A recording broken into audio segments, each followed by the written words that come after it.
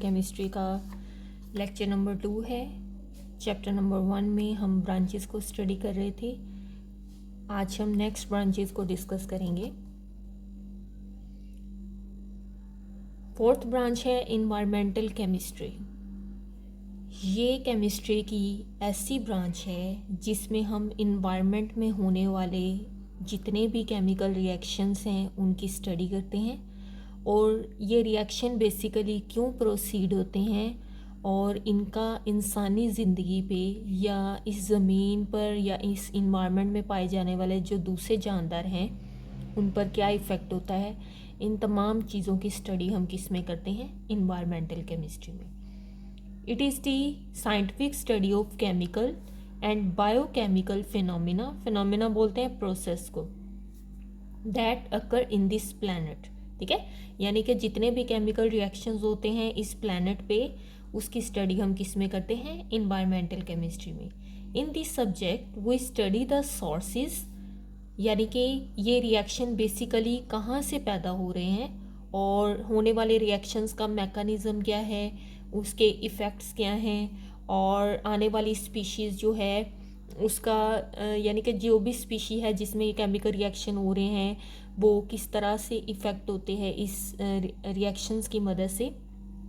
इन तमाम चीज़ों की स्टडी जो है वो हम किस में करते हैं, इन्वायरमेंटल केमिस्ट्री में करते हैं। ठीक है, वो स्पीशी बोलते हैं कोई भी जानदार। ठीक है, वो स्पीशी पानी में भी हो सकती है, सॉइल में मतलब ज़मीन में भी हो सकती है और हवा में भी। ठीक है, जैसे माइक्रो ऑर्गेनिज्म है वो भी लिविंग चीज़ें हैं, उनके अंदर जो केमिकल रिएक्शन होते हैं वो किस तरह से हमारे इन्वायरमेंट पे इफ़ेक्ट करते हैं, या हम इंसान हैं हमारे अंदर भी केमिकल रिएक्शंस होते हैं और यही ऑर्गेनिज्म डिफरेंट तरह के केमिकल्स जो हैं वो हवा में रिलीज़ करते हैं और हवा में रिलीज़ होने वाले केमिकल दूसरों पर किस तरह इफ़ेक्ट करते हैं। इन सारी चीज़ों की स्टडी हम किस में करते हैं, इन्वायरमेंटल केमिस्ट्री में। Without this, it would be impossible to study the effects that human have on the environment through the release of chemicals। ठीक है, अब इंसानों का भी इन्वायरमेंट के ऊपर कोई ना कोई असर होता है। ठीक है, तो इस ब्रांच को स्टडी किए बगैर हम जो इंसानों का माहौल के ऊपर असर होता है या जिस तरह से इंसान माहौल के ऊपर असरअंदाज होते हैं या माहौल इंसानों के ऊपर असरअंदाज होता है, हम इस ब्रांच को स्टडी किए बगैर इस चीज़ को स्टडी नहीं कर सकते। ठीक है, it helps in understanding the causes, effects and solution of different type of pollution. ठीक है, इसमें हम इस चीज़ की भी स्टडी करते हैं कि बेसिकली जो हमारा इन्वायरमेंट है उसमें पोल्यूशन के काजेज़ क्या हैं, किस वजह से पोल्यूशन पैदा होती है, उसके माहौल पर असरात क्या हैं। ठीक है, और उनको किस तरह से हल किया जा सकता है। इन सारी चीज़ों की स्टडी हम किस में करते हैं, इन्वायरमेंटल केमिस्ट्री में। ठीक है, अगर इसकी ब्रांच की बात यानी कि इसके डिफ़ाइन की बात करें तो आप यहाँ से लेकर यहाँ तक इसकी क्या लिख सकते हैं, डिफ़ाइन लिख सकते हैं, अगर आपको 2 नंबर की बोर्ड में एग्जाम यानी कि डिफ़ाइन आ जाती है तो। ठीक है, नेक्स्ट है एनालिटिकल केमिस्ट्री। एनालिटिकल केमिस्ट्री में बेसिकली हम किसी भी कोई चीज़ है, फॉर एग्ज़ाम्पल जैसे कोई मिक्सचर है उसमें कौन कौन सी चीज़ें शामिल हैं या वो किन चीज़ों से मिलकर बना है, हम उसका एनालिसिस करते हैं। फॉर एग्ज़ाम्पल अगर लेबॉर्ट्री में कोई सैंपल जाता है, हम देखना चाहते हैं कि कोई चीज़ किस चीज़ से मिलकर बनी है। मिसाल के तौर पर अगर लेबॉर्ट्री में कोई दूध, आजकल आपने देखा कि दूध में बहुत ज़्यादा मिलावट होती है। ठीक है, तो अगर हम उसका एनालिसिस करना चाहें तो हम लेबॉर्ट्री में उसको टेस्ट करते हैं। ठीक है, हम देखते हैं कि बेसिकली उसमें कौन कौन सी चीज़ें मौजूद है दूध के अंदर। ठीक है, हम क्या करते हैं, उस सैंपल को एनालिसिस करते हैं, उसमें मौजूद जितनी भी चीज़ें होती हैं, ये कंपोनेंट्स होते हैं, उनको लैदा सैंपल को लेते हैं और उसको स्टडी करते हैं। या हम यूँ भी कह सकते हैं, अगर मैं आपको दूसरी एग्जांपल देना चाहूँ, अगर लेबॉर्ट्री में हमारे पास कोई प्रोडक्ट या कोई चीज़ आती है, हम उसको टेस्ट करना चाहते हैं कि बेसिकली ये प्रोडक्ट किन किन चीज़ों से मिलकर बना है। अब हम क्या करेंगे, उन चीज़ों को उस प्रोडक्ट में से अलहदा करेंगे और उनकी अलहदा स्टडी करेंगे। ठीक है, यानी कि जिन चीज़ों से मिलकर वो बना है उनको सेपरेट करके उनकी स्टडी करेंगे। इसको बोलते हैं एनालिसिस करना। क्या बोलते हैं, एनालिसिस करना। ठीक है, this branch of chemistry deals with the analysis of different substances. ठीक है, यानी कि हम डिफरेंट सब्सटेंस का एनालिसिस करते हैं। इट इन्वॉल्व सेपरेशन, हम उस सैंपल में से जिन चीज़ों से वो मिलकर बना होता है उन चीज़ों को क्या कर लेते हैं, सेपरेट कर लेते हैं। उनकी आइडेंटिफिकेशन करते हैं, उसको पहचानते हैं और उनका तयन करते हैं, मतलब उनके बारे में अंदाज़ा लगाते हैं कि वो कितनी कंसंट्रेशन में मौजूद है। ठीक है, component present in the material things, यानी कि अब वो मटेरियल थिंग्स में जो भी चीज़ें पाई जाती हैं उनको हम अलहदा करते हैं, उसकी आइडेंटिफिकेशन करते हैं और देखते हैं कि वो कितनी कितनी कंसंट्रेशन में मौजूद है। ठीक है, Nowadays, the field of analytical chemistry generally involve the use of modern and sophisticated instrument. Sophisticated का मतलब होता है एडवांस इंस्ट्रूमेंट। ठीक है, यानी कि वो इंस्ट्रूमेंट्स जो बहुत ज़्यादा एडवांस हो गए हैं, उनकी मदद से हम एनालिसिस करते हैं चीज़ों का। ठीक है, उसके बाद है बायोकेमिस्ट्री।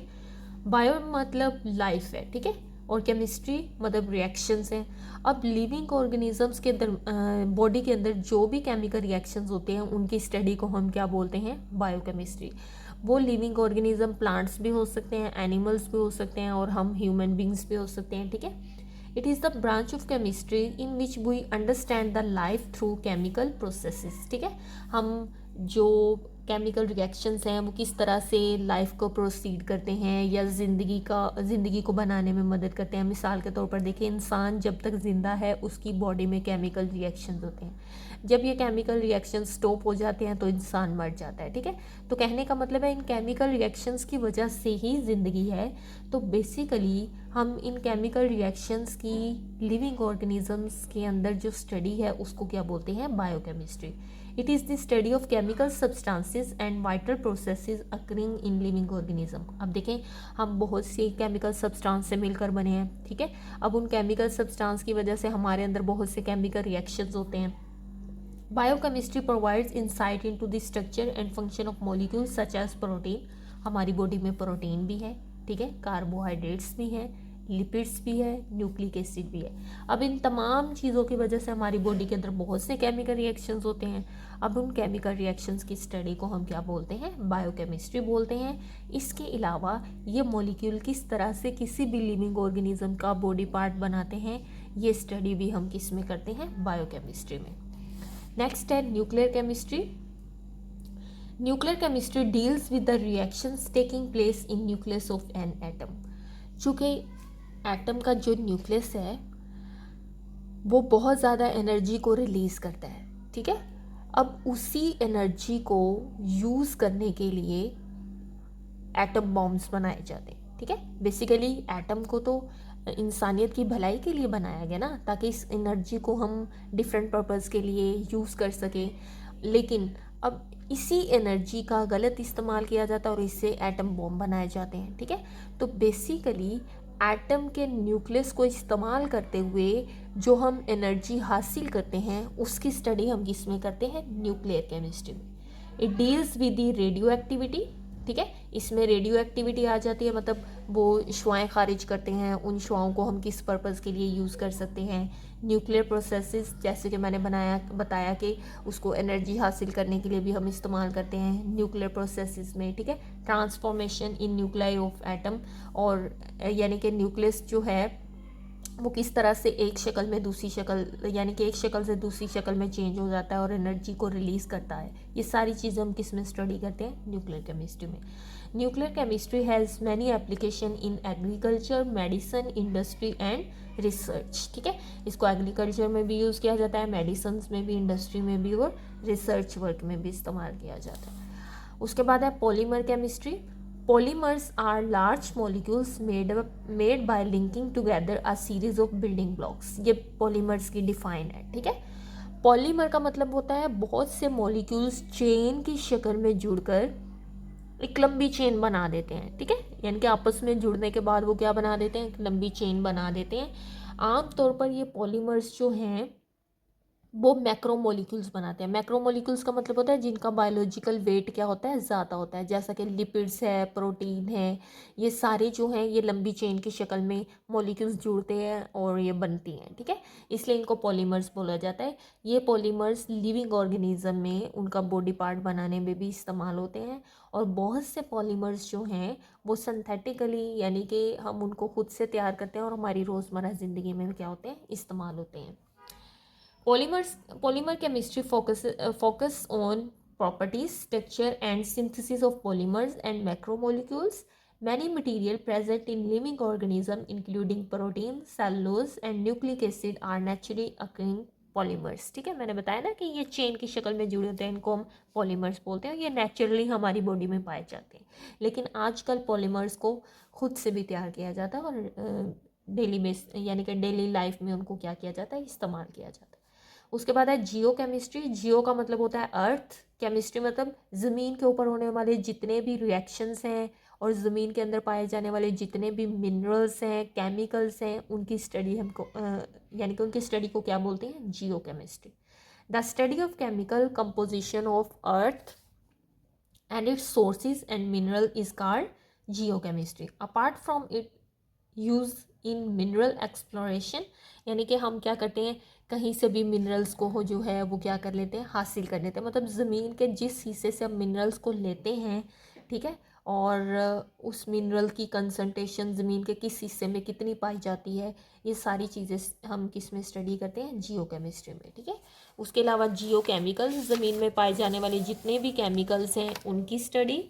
मैपिंग टुडे यानी कि जियो केमिकल्स, ज़मीन की किस लेयर में कितने केमिकल्स पाए जाते हैं और कितनी कंसंट्रेशन में होते हैं, इसको बोलते हैं जियो मैपिंग। ठीक है, today has application in environmental monitoring, forestry and medical research. ठीक है, अब देखिए, अगर तो किसी ज़मीन के हिस्से में कोई ज़्यादा मिनरल मौजूद है, अब उसके आइडेंटिफिकेशन के बाद उसको हम अपने पर्पज़ के लिए इस्तेमाल कर सकते हैं। फॉर एग्ज़ाम्पल, अगर हमें पता चल जाए कि ज़मीन के अंदर ये मिनरल ज़्यादा है, तो वहाँ पर हम उस फसल को काश्त कर सकते हैं या उस दरख्त को, उन दरख्तों को उगा सकते हैं जो उन मिनरल को क्या करते हैं, ज़्यादा यूज़ करते हैं। ठीक है, मैपिंग की मदद से हम रिसर्च वर्क भी कर सकते हैं। ठीक है, और वहाँ पे अपनी पसंद की काश्तकारी भी कर सकते हैं और उन मिनरल्स को हम डिफरेंट पर्पस के लिए क्या कर सकते हैं, इस्तेमाल कर सकते हैं। अच्छा जी, उसके बाद है मेडिसिनल केमिस्ट्री।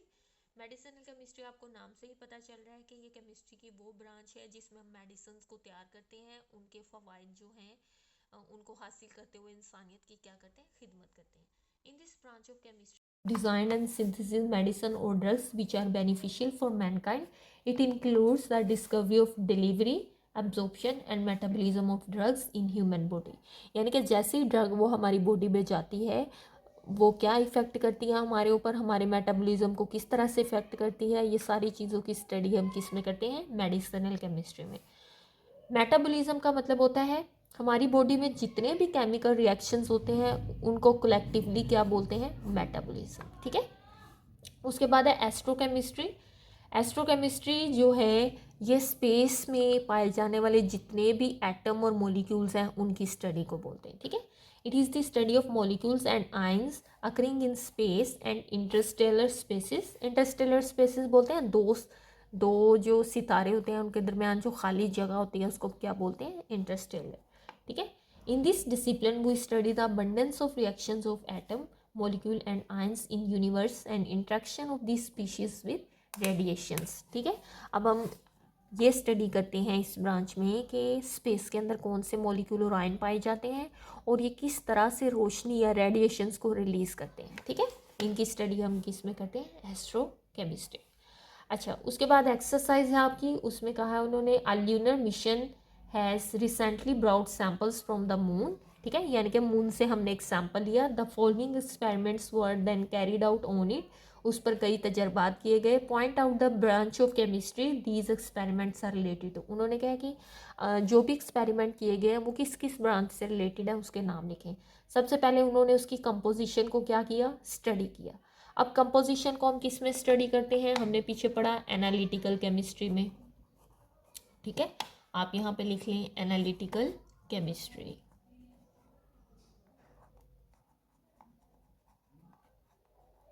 ठीक है, केमिस्ट्री की वो ब्रांच जिसमें हम कंपोजिशन को स्टडी करते हैं उसको क्या बोलते हैं, एनालिटिकल केमिस्ट्री।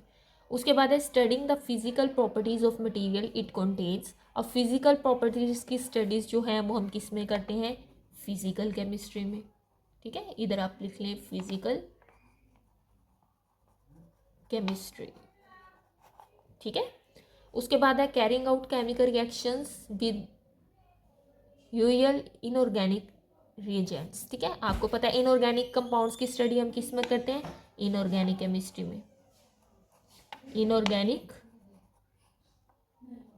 केमिस्ट्री। ठीक है,